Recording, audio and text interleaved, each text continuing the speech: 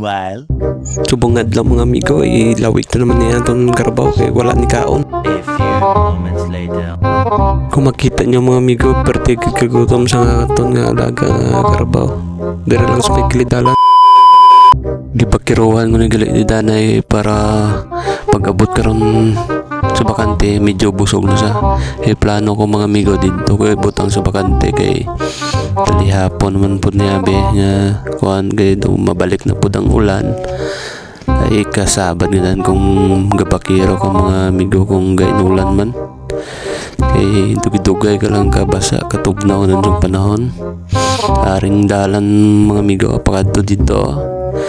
Truck lang ading makage kay perti kaguba man dire. Meanwhile, Pagkabot di mga amigo plaster ko na di sa kay para ma-estimate ko ya kalabaon sang kalat para makita ko kung ano kadabong ang maabot ya lang. Kinubo lang natin kalat mga amigo. Bilin ko lang di sa kay para pagkabas busog na, kundi patugbo naman pagkaga. Kinapalpal ko lang sa mga amigo kay may isang salon man siyang dala mo lang iya kwan hindi naman ni magabot kay hindi pa man ni persado tinday pa man ni mga amigo. Dili lang mga amigo kay pauli na ko.